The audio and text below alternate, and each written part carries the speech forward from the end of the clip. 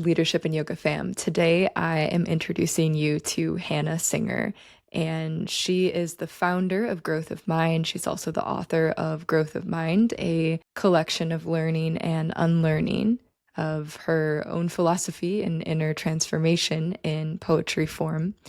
Hannah is a yoga instructor, she is a coach, and words really do not do this interview justice. I'm really excited for you to listen to it and to hear all about reality creation, about following the whispers, about your inner spark, about living with passion. And before we get into the show, I want to ask you genuinely, if you are listening right now, to please pause and take a moment to subscribe to my show and to also drop me a rating on whatever platform you are listening to this interview on.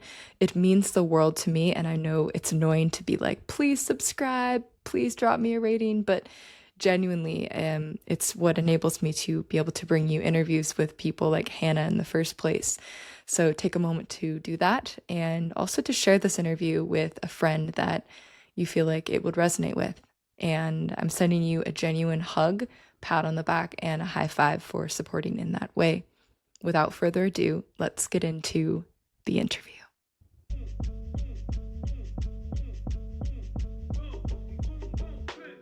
Welcome to the Leadership and Yoga podcast, hosted by me, Shauna Kruger. And on this podcast, I'll be bringing you interviews with exceptional leaders in the yoga world, alongside trainings and tips so you can experience true breakthroughs and help others do the same. Hannah Singer, welcome to the Leadership and Yoga podcast. The incense is lit. We are ready. The energy is right. Thanks for being here. Yeah, thank you so much for having me. I'm very excited to be here. And it's so sweet, and I love that you took this moment to light incense before we started speaking, because if there's one thing that I've noticed about you is that you have this ability and this sort of art for taking the time to act from a place of alignment and slowing down and taking those small little things that so many of us, I feel like, we crave and we want, but they get kind of pushed aside when it comes to just living our daily lives. And so that was sweet that you started with that. And that was truly my first kind of question for you, is that, have you always been like this, or has it been something that was sort of intentionally crafted within your life? I think it's definitely been crafted. I think I've always maybe had a sense of respect for people who romanticize their lives. And I think that's maybe even beyond respect, like an admiration to explore that myself. And I think the more that I leaned into that, and the more that I allowed myself to listen to those whispers of needs of, even right now, light the incense, it will just adjust this space by that much more. So yeah. I feel like it's absolutely been something that has been crafted, and I think I've fine-tuned it over time. It's still a work in progress, but I now am not afraid to listen to the whispers as they come along. It's oh, that's a need I feel right now. Let me actually go follow that need and see what kind of magic will unfold from that. Yeah.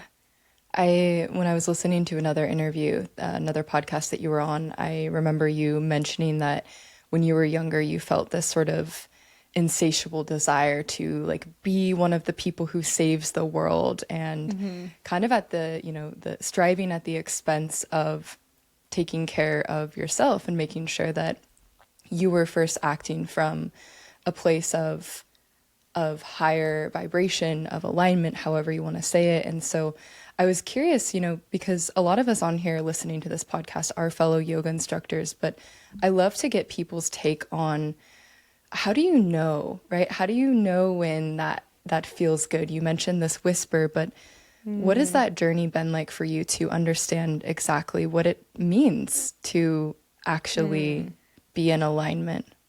I love that. I think there's a few things that are pulling at me right now. One of them, kind of going off of that whisper, I heard this quote once, and it was the universe will whisper, and if you don't listen to its whispers, it will roar. And that is ingrained in my consciousness. And so I think when it comes to like living in alignment with that, it's been a slow and steady burn. And I feel like it's something that over time I've recognized the power that comes with me stepping into taking care of me and Mm-hmm. you know, authentically showing up as me, and how that almost frees other people to do the same. Yes. Like I physically can't do anything to change anyone else. But if I can rewire the way that I show up day in and day out, Yeah. that is a way of leading by example and not opinion. So I think in that podcast, I don't remember exactly what I said, but I used to always try to lead by opinion.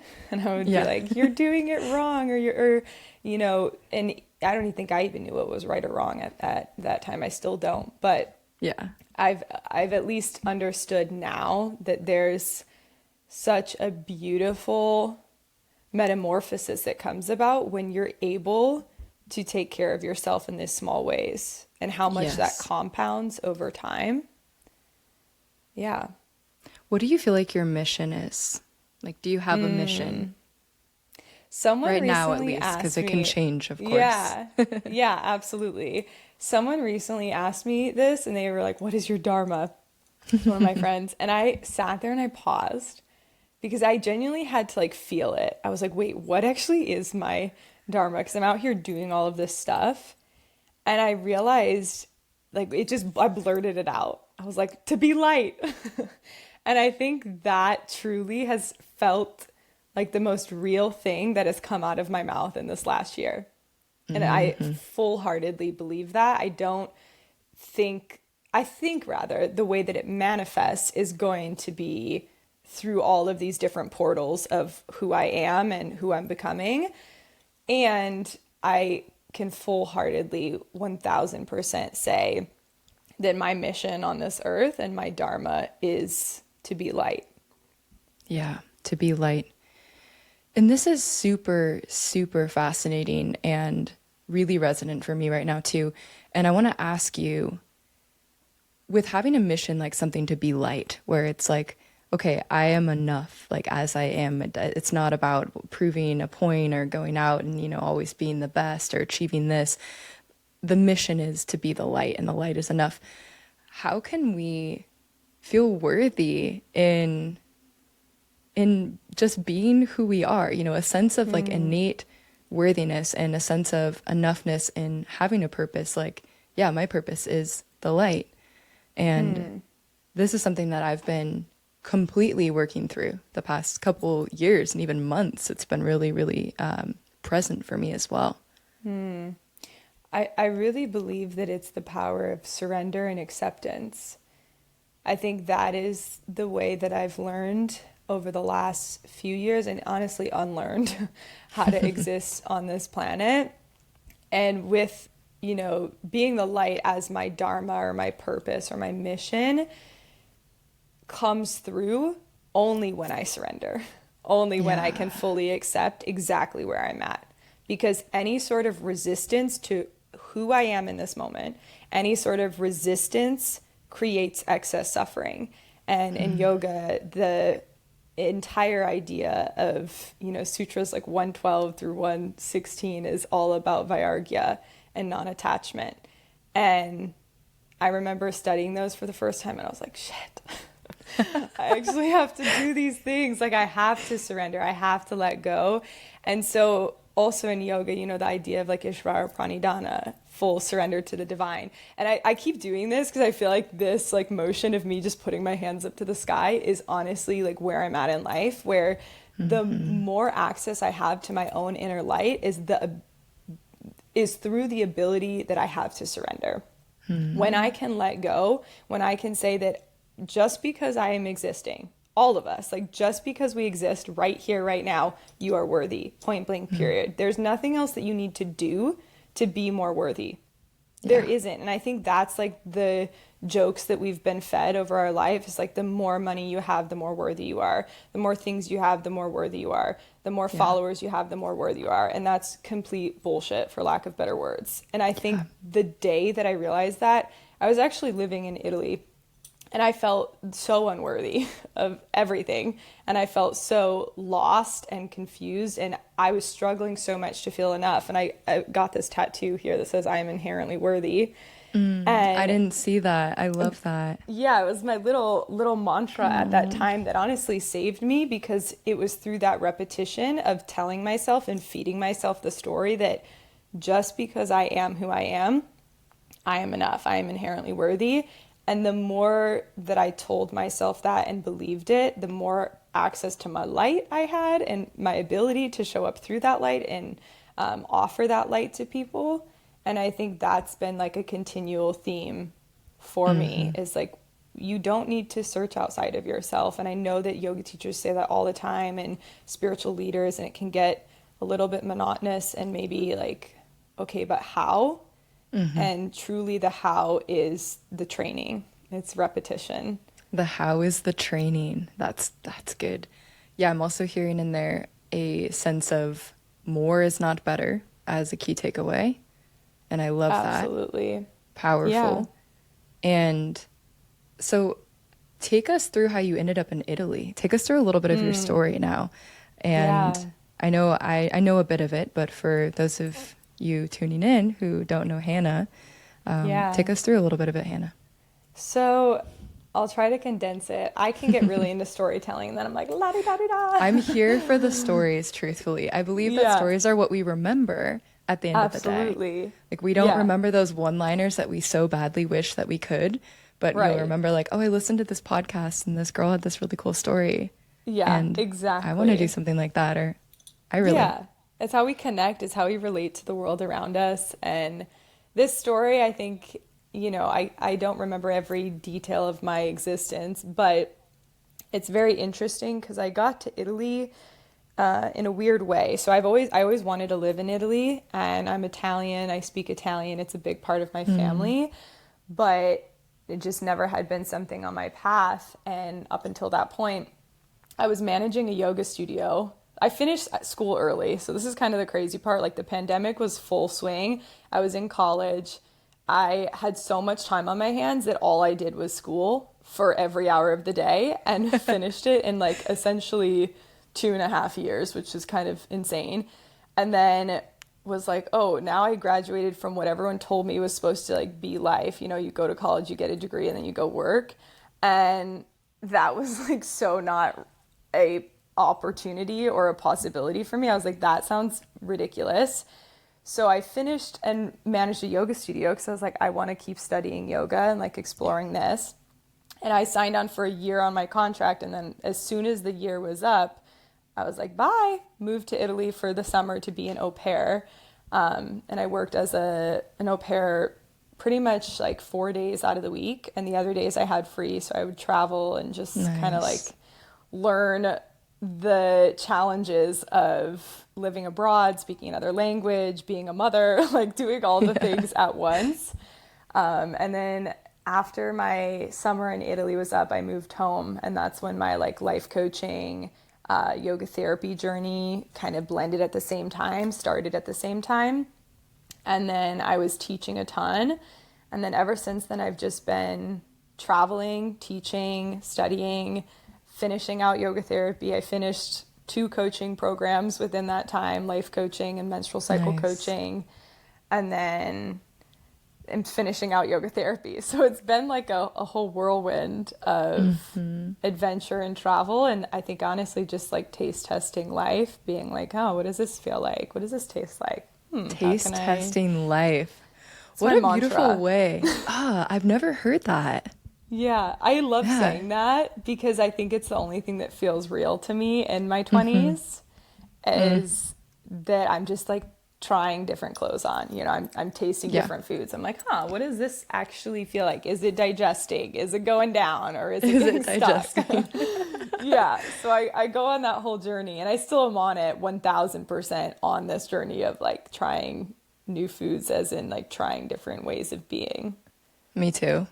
Me too. And what a blessing to realize that you can, that you Yeah. can try on these different ways of being, that you're not stuck in being, who you thought you had to be, and even our, habitual states and all of all of that kind of stuff. Right. There's one other piece of your journey too with dancing and back pain that I was curious about because if I remember correctly, you were dancing competitively and had really severe back pain that was getting in the way of your practice, right? Yeah. Yeah. I had chronic back pain for like about 8-ish years. It started when I was 13 years old and then kind of went up until the point of me quitting dance, which happened around like maybe 19, 18, Wow. somewhere around then.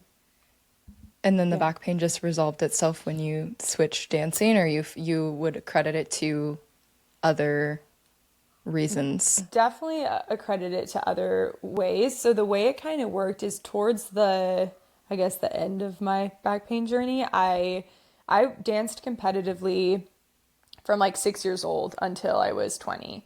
And when I graduated from like dancing competitively in my hometown, that was like 18, went to school for dance. So that was like a big year where I was kind of on that like realm of like professional dance and studying dance in school. And that was when that's when I made the choice to quit dance. But it was honestly like a year or so before then where my yoga practice was amping up and just starting to like become more of a thing that was calling my name. I would do asana like on and off. I'd go to like Bikram yoga. I would do vinyasa yoga, hatha yoga, restore. I was just Yeah. honestly all over, mostly because my mom was teaching all over and she would go do these classes and throughout my life would bring me to, different styles. But there was nothing really healing at that time. And it wasn't until I started meditating that I actually found healing. So it was Ooh. about like maybe 19 years old or 20. I think 19, I was in school. And this was the first year of studying dance. And I just remember I was like so fed up with the pain, but I had managed it through yoga at that time, through asana actually. And then once I got into meditation, like deep meditation every single day, that's when I actually started to like see the light again, where I felt it like Wow. coming from the inside of the depths of my being. It was buried in there for sure.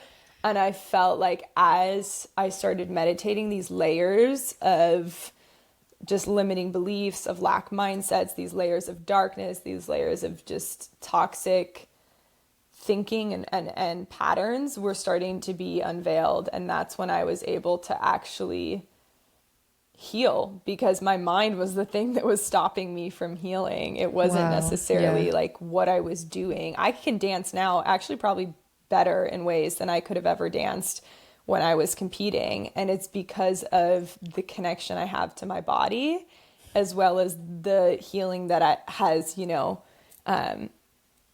unfolded since that time, really. So yeah, It's meditation so was the access point. it's so powerful to have you share that kind of story. And I've had a very similar story with pain as well, because as you said, you could probably dance better now. But in that moment, you're just so caught up in it, caught up in the training or caught up in the doing. And you're like, oh, I don't have time for that. Like, I can't sit around. What if it doesn't work? Then I'm going to be behind, and I would have wasted my time. And all of this, all of this rhetoric around it comes in. And yeah, I also very much believe and have experienced that same exact thing where the healing came from my mind. Yeah. And it's like, what? Yeah, that's exact. I mean, How? that's how growth of mind came about, because I realized like if you change your mind, you literally change your entire life. Yeah. And it's not as easy as it sounds, but it's absolutely accessible to every single person on this planet. And I think that for me was like that was the biggest shift, and a huge part of my spiritual awakening before I even got yoga certified was through meditation and having the discipline of showing up to that practice, which was so uncomfortable and so hard. The first 60 days of meditating, I did 40 minutes a day in the Wow. morning, and it was brutal. It was awful. But I recognized how it was starting to shift the way that I saw things. I was able to like see with a little bit more optimism And I was able to actually see that there were more options than just the one way I was living. Yeah. And that's when the light came in. But not only that, you know, when you're in chronic pain, it's a loop, it's a habit. And now that I've studied yoga therapy, I've learned this a lot more in depth. But the chronic pain, it's a cycle, and you have to disrupt the cycle. And oftentimes, you know, the disrupting of the cycle is connected to your neural networks, not necessarily the physical movement. Like, obviously quitting dance was a disruptor for sure, but I started meditating before I quit dance. And so the meditating was where I started to actually, you know, increase my neuroplasticity and be able to see like, wow, there's different ways to exist. There's different ways to be. And the way that I was so stuck on, the chronic loop that I was in, is not the only option. I just wasn't able to see any other options because I was stuck. Yeah. How did you find out about this? Did somebody that you respected in that moment tell you about it? Did you read about it? Did you hear about it? Like meditating in general? Just even that concept, I mean, of the fact that, okay, I'm going to start now. I'm going to do 40 minutes in the morning. You know, why were you able to switch that on, I guess is what I'm asking. I think I was desperate. Actually, I know I was desperate. I was desperate for something outside of conventional medicine. I had spent my whole high school career in and out of hospitals, and I was so fed up with that. Like, I was the angriest human. The doctors, I send those doctors so much love that had to deal with me at that moment in my life, because I was angry and I was not a fun person to be around.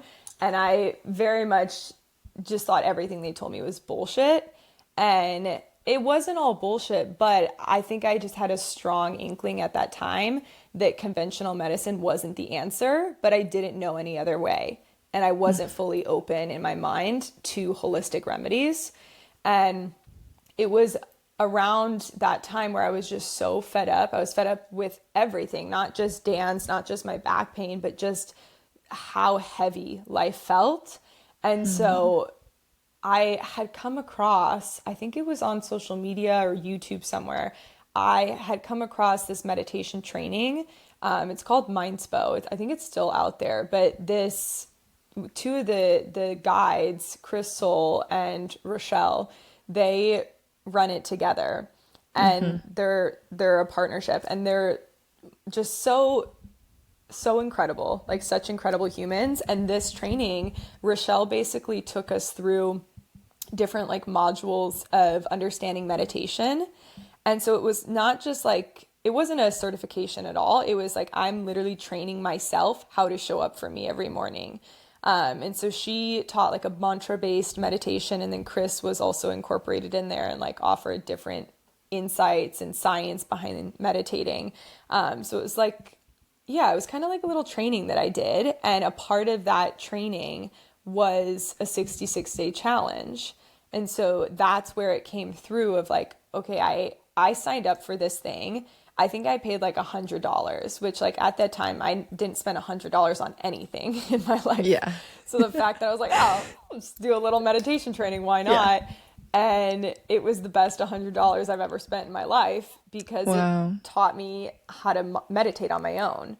And that was my first like real step into it. I had done like Headspace. I tried the Calm app. I did YouTube meditations here and there, and that was fine, but it didn't take me deep. It wasn't until I did that training that I was like, oh, I learned about mantras. I learned about meditating. I learned about, the science behind it, and integrating it as a habit into my day-to-day routine. And that has honestly set me up to be where I'm at now, because I haven't stopped since then. It's like my whole routine. It's also the basis, like you said, of everything, of everything that we're living and experiencing. And so growth of mind, you write, right? It's your collection of poetry, essentially, about your life. When did you write that?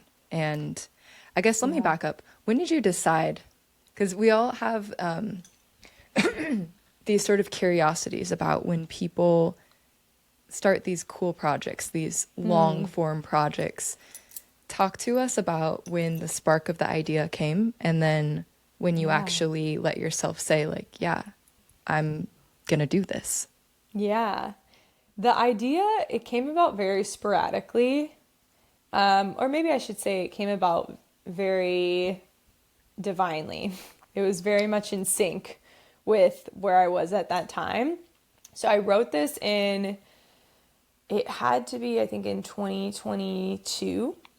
And this was technically what would have been my last year of college, but this was when I finished. So I decided to stay to manage a studio, and I had time on my hands. I was, teaching and learning the ropes of, studio management and all of that, getting more certifications.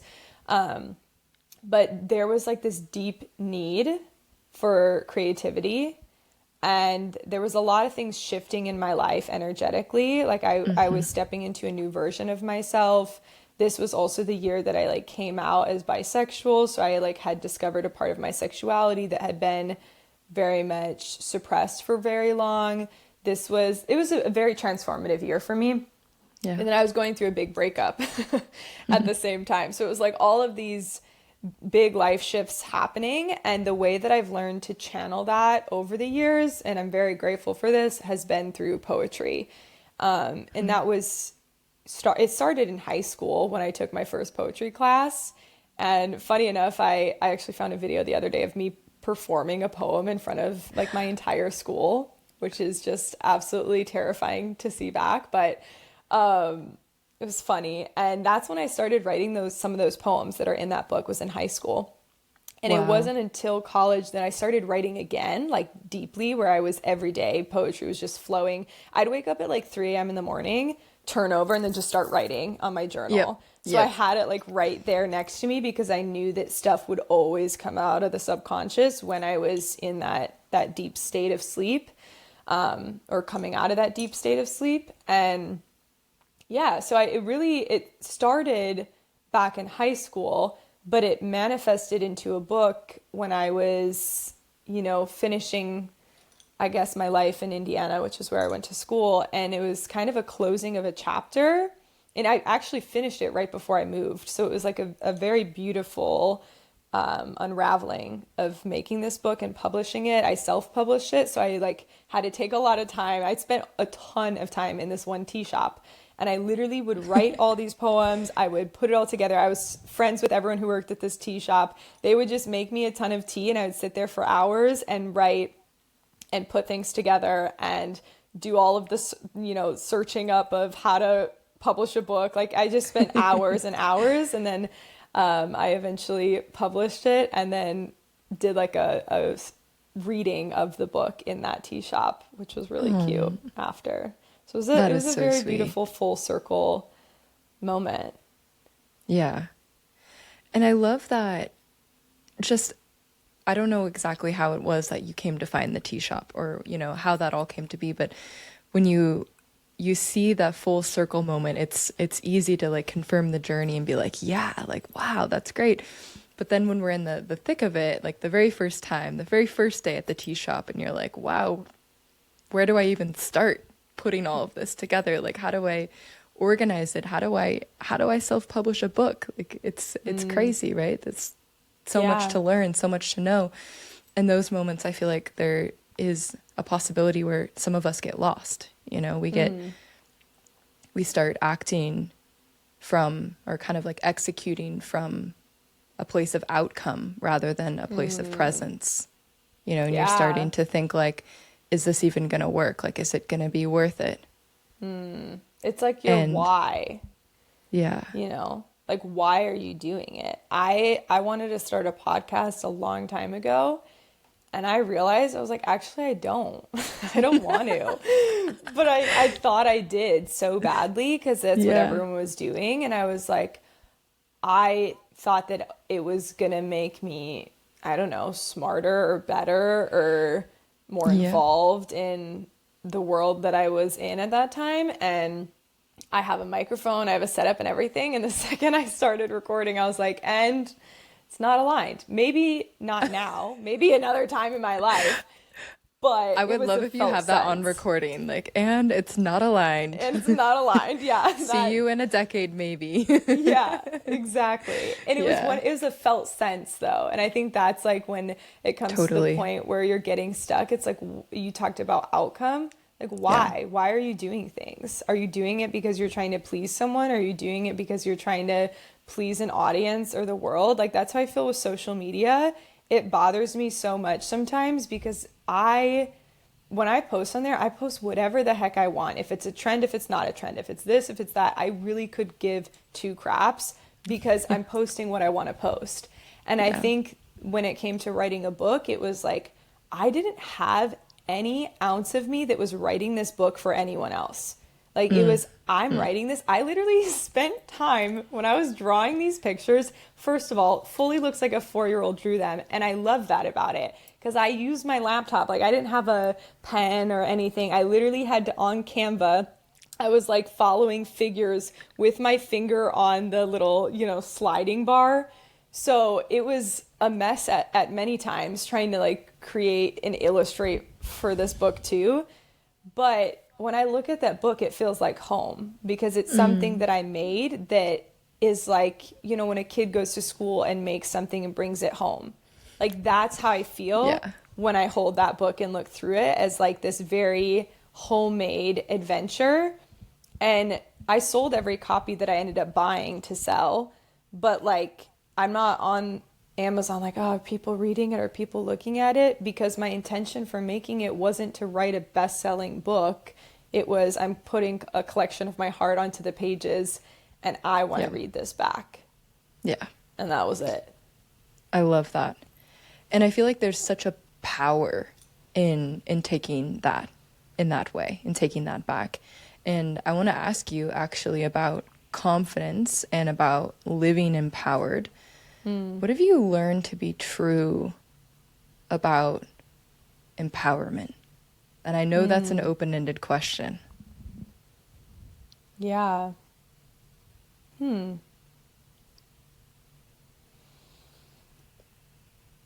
I think like I feel like with confidence and empowerment, they feel different to me. Mm-hmm.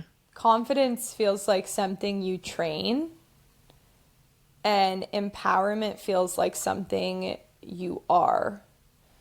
And this could be my own humble experience of, it is my own humble experience of understanding confidence and empowerment, but they feel different to me. Confidence is something that over time I have literally ingrained into myself as practice. Like I've trained myself even before I started teaching yoga. I was so nervous to teach my first honestly first 3 months of classes and maybe first year of classes, let's be real. And I would go into the bathroom mirror and look at myself and be like, you are a yoga teacher. You can do this. You can hold the space. And I would literally recite all of these affirmations and be like, whatever comes through is meant to come through. Like again and again for probably 5 minutes before class. And that is what would be my ground into walking into that space with confidence because I wasn't confident.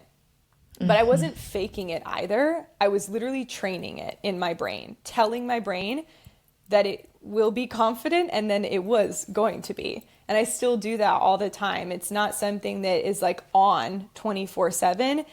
It's definitely there more naturally now because of all of the work I've put into it, but I still have to train it. I still get nervous for things. I still get, self-doubt still will come in and I have to remind myself as a practice of how to show up in confidence. Empowerment feels like something that you are in your core, right? Empowerment is like a recognition of who you are. Empowerment is like the coming home. It's a remembering of, oh my gosh, I am a human that's existing on this planet. My chances of being here were 1 in 400 trillion, yet here I am as a miracle, doing what I'm doing, existing as I'm existing. I've made it through the challenges I've made it through. That is empowering that to me is like moving from that space of an understanding of a bigger picture outside of the self.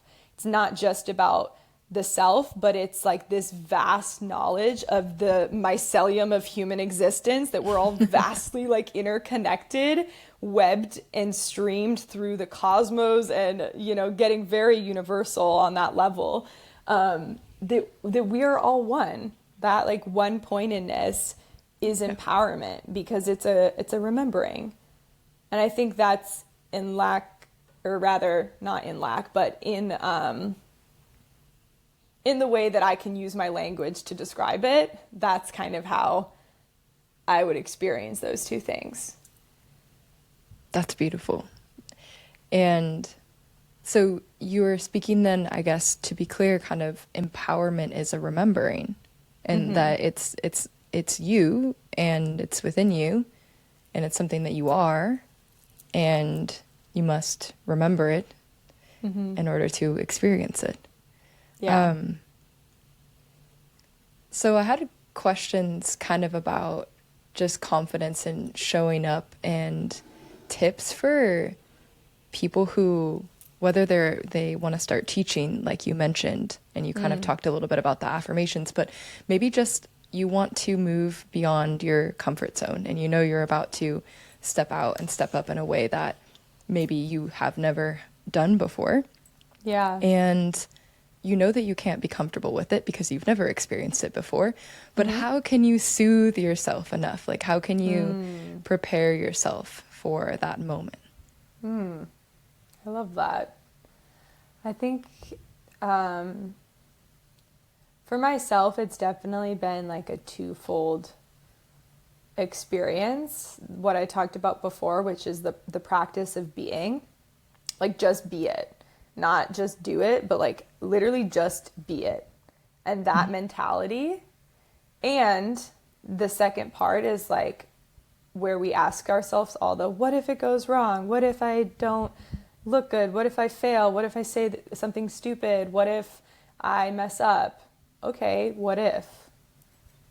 Is the world still spinning? Are you going to be fine? Yeah.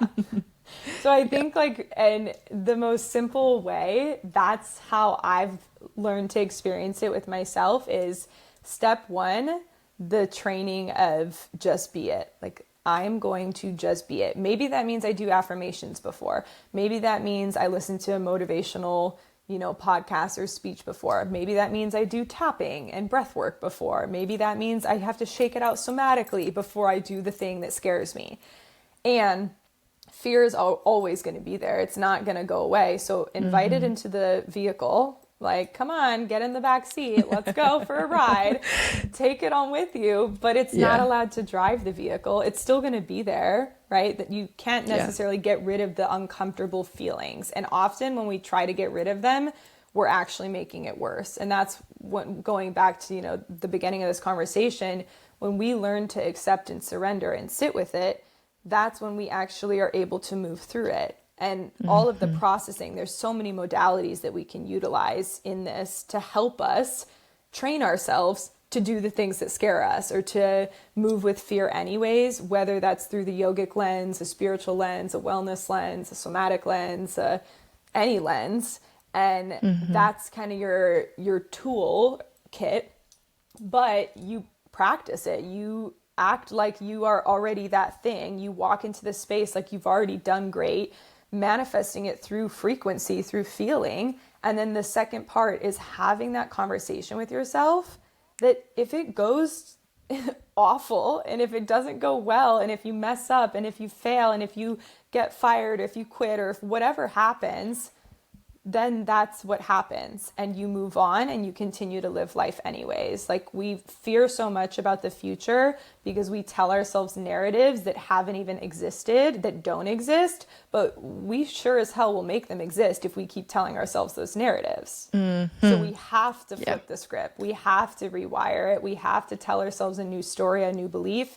And that's why the first part is so huge. Practice it. Like, as you think things, as you feel them, that's what you're creating in your life. Yes. And this is perfect because I really wanted to ask you specifically about reality creation. and our minds, our thoughts, our emotions as literal tools to create, shift, shape, build our realities. What do you believe about that? I mean, do you believe that we are fully responsible for it? Do you believe that there's luck at play? Do you believe in destiny or, fate or free will? Like what do you believe? Oh gosh, that's a big one. I believe it all. Like, to be so honest, I believe it all. I think there's luck involved for sure. I think there's faith involved for sure. I think there's science for sure. And whatever you believe, like, I know there's that saying, whatever you believe you receive, but Yeah. truly whatever you believe to be your reality will come about. And that can come through many different ways. That's why sometimes the conversation about, well, my way works or this way works is so silly to me, because great, it works. So do it, right? Like, we get so caught up in being right or knowing the answer or having the answers. We all have the answers inside of us. And I think that's what I really believe at the end of the day, is that if you follow in good heart and good compassion and trust and faith what is meant for you and what makes sense to you, whether that's with religion or spirituality or yoga and teaching, any of it, Mm-hmm. that is how, that is your dharma, that is your path, right? Yeah. Because you're following that innate connection that is stringing you to something that is bigger than you, but yet something that exists within all of us.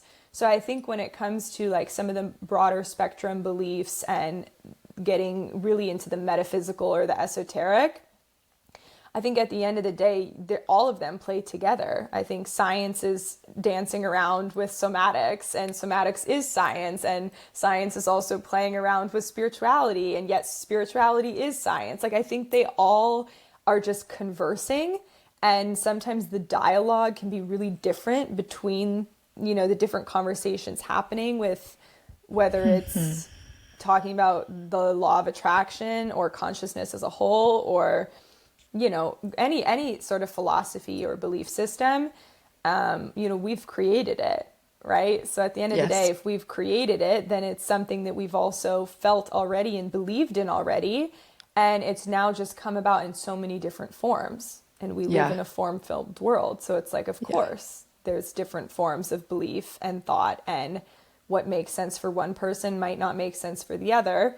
And within that, I do think there are universal truths that exist within us all, Mm-hmm. that are grounded in love, that are grounded in truth, that are grounded in compassion, that are grounded in, yeah, a lot of the things that religion talks about, or even in yoga specifically, which is not a religion, but a philosophy, the yamas and the niyamas talk about a lot of those ideas. Mm-hmm.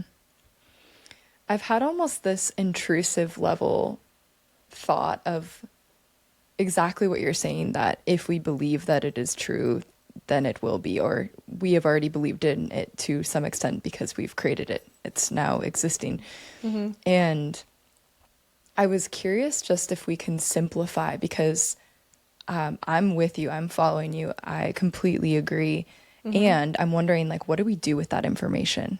Mm. How do we really move through life knowing that? How can we make decisions that are going to be beneficial to the whole and also to ourselves, knowing that, okay, we are actually a lot more empowered than we think we are. We're actually a lot more influential than we think we are. Mm-hmm. And our beliefs and our minds are actually a lot more important than we give them credit in terms of creating our reality. Yeah. I think especially on that standpoint, it can be maybe something that scares people, where they recognize, like, oh, what I believe is what is coming about in my reality. And if I focus on the negative beliefs, then does that mean I'm bringing all of that into light? And I would just ask that person how they're feeling in their life, right? Like, what their Yeah. main beliefs are about life and themselves and whatnot. But really, I think something that's maybe more tangible than all of that is literally asking yourself questions. And you can do this via journaling. You can do this out loud. I talk to myself out loud all the time. And I feel like this can be super helpful if you're in a space where you're like, okay, I want to shift my thoughts. I want to shift the way that I'm showing up so that my reality matches that. You can't stop your thoughts. You can't control your thoughts. A lot of scientists are saying that we're having like 70,000 plus thoughts a day, which is a lot of thoughts a day. Yeah. And I It's a believe lot it. of And thoughts. actually, a lot of those thoughts are the same every day. So they're not all like vastly different. They're like repetitive thoughts day after day after day. Yep. And so if we're trying to shift our external reality, yes, we need to shift the internal one, but it's not like about stopping every thought. I also heard this one time that like a positive thought energetically outweighs a negative one. And I do believe that That for is sure. such a comforting fact or thought or belief. I believe it. I want Yeah. to believe it. Yeah. I fully, I'll have to, don't take my word for it. Go look it up, do some research.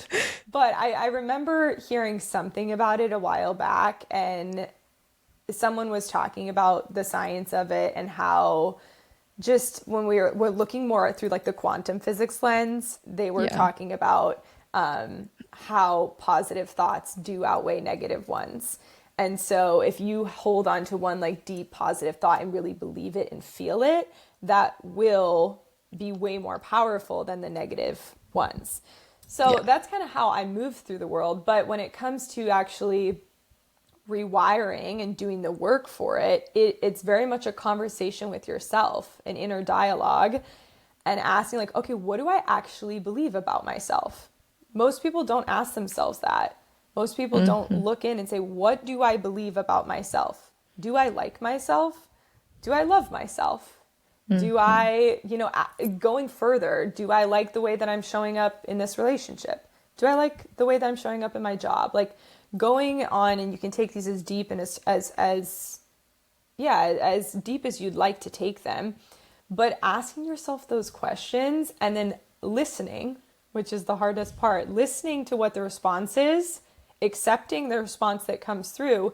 And then this is where the discipline comes in of rewiring. And rewiring, there's so many modalities I've learned for this, but the one that has stuck with me is write it down, read it, say it aloud, feel it, and repeat. And that is how I've changed a lot of thoughts. So if my thought is I'm not worthy, then instead I write down I'm inherently worthy. I read it, I say it aloud, I feel it. Like, what does it actually feel like in my body to be inherently worthy? And take time to like integrate that into my energy field. And that's how I shift it. I don't know if that was an Yeah. exact answer to your question, No, but it more is. of It's a super like tangible. Yeah. a tangible way to start to rewire your Yeah. beliefs. And it's a practice, and it's a day after day Totally. after day showing up, but you'll see how much it shifts you from a state of reacting to life into a state of responding. It's so key. And I know too that so you're creating these internal shifts, and I know that you've created those external shifts, like we've talked about Italy, but you also shaved your head, right? When did you do that again? September, this Of last this September. past year. Yeah. Talk to us about that, if you can, just in understanding like how was that feeling in the moment? And I know you've shared a little bit about it, but I'm wondering how these sort of external shifts relate to what we're talking about, on Yeah. the internal portion of it. Yeah. I think that was a time, it feels like it was long ago, and it actually wasn't that long ago, maybe like 8 months now. That was another like big moment for me, I think, on my spiritual journey of awakening. And I don't even want to use the term awakening, because I think I was already awoke to the Yeah. spiritual realms at that time. I think it was a coming home to myself in this like new era of me.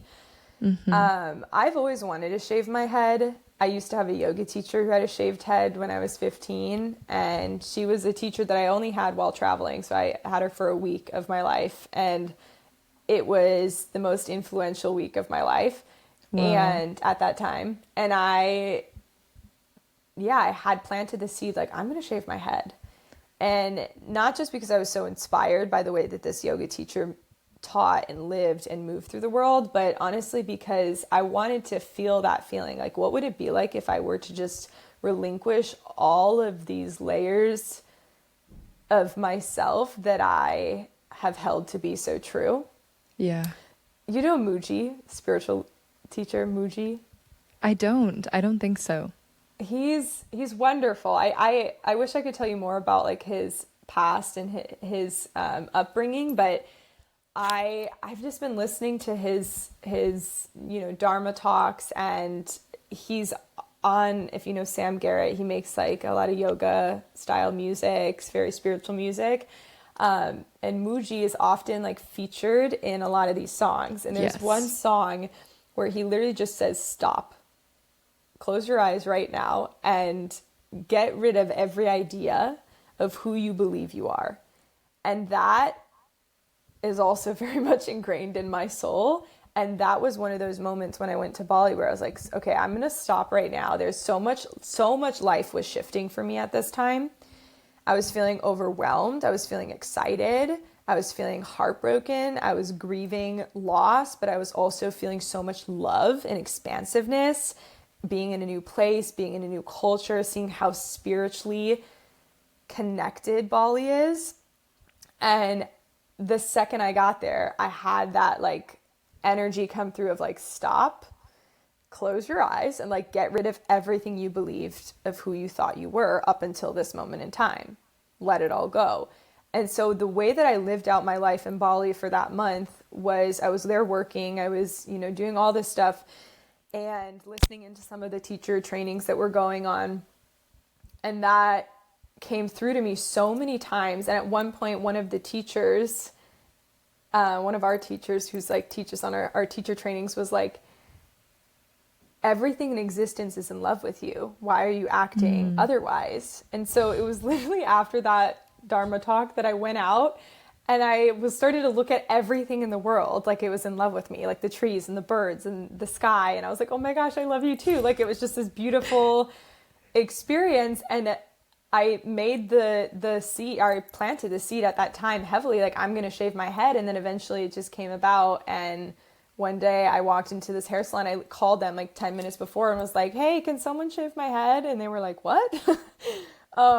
And I walked in and I had hair that was like about down to my hips and shaved all of it off that day. And it was so incredibly liberating and freeing. And yeah, I don't regret that experience at all. Yeah.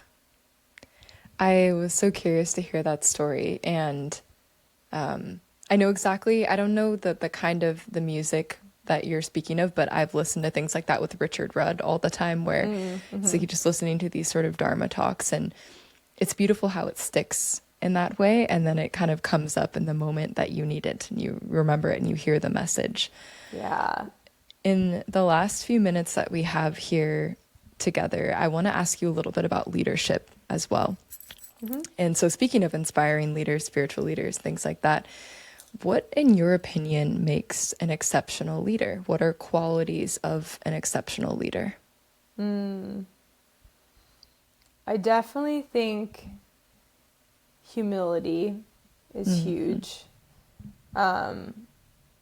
Especially when it comes to like when I've worked with different mentors and stuff, when I'm seeking that, having someone who's able to just meet me exactly where I'm at and not feel like they're looking down on me or have any sort of like hierarchy involved, that I think is transformative. And I think for leaders, oftentimes we see, especially in our modern Western world, a lot of leaders who it almost feels like they're looking down on us, right? And I Yes. think that for me feels icky.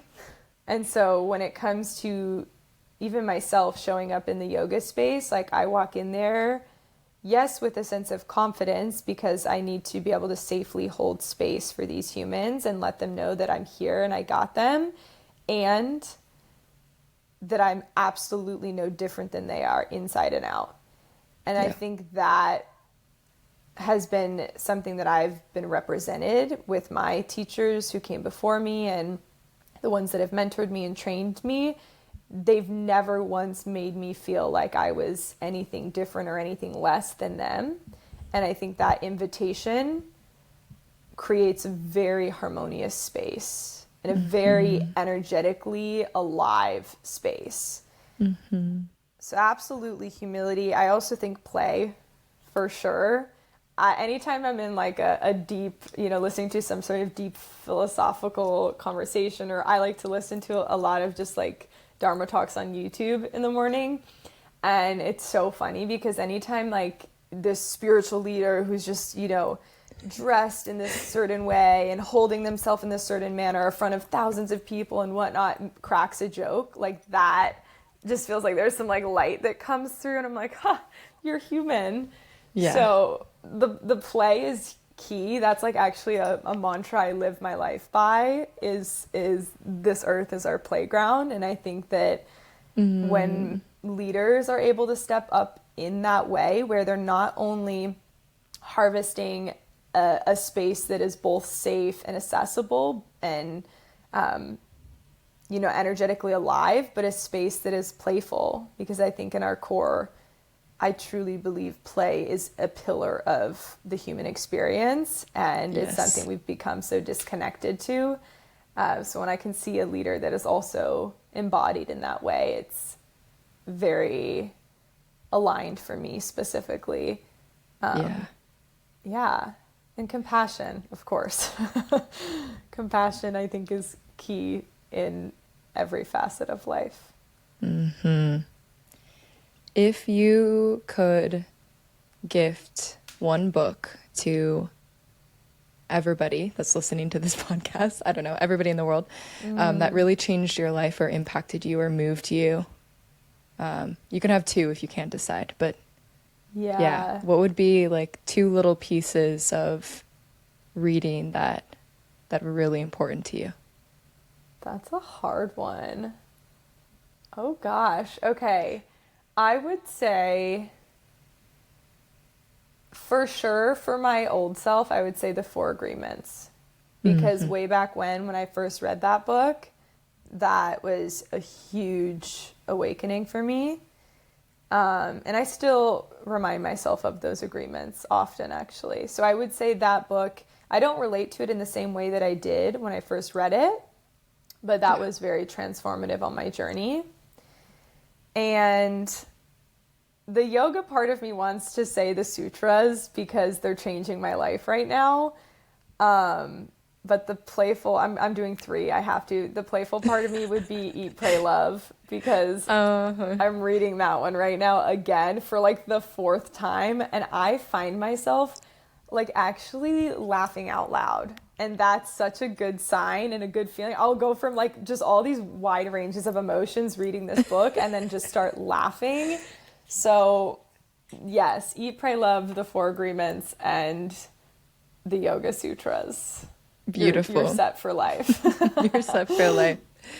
Okay, so the final question of the interview is our billboard question, which is essentially that if you had a billboard that was going to be seen by everybody in the world, so kind of speaking about the ultimate billboard, the ultimate platform, what would you put on this billboard? It could be a phrase that you live by, a mantra, it could be anything that comes to mind. It doesn't even have to be words if you don't want it to be words, but what would Yeah. you put on your billboard?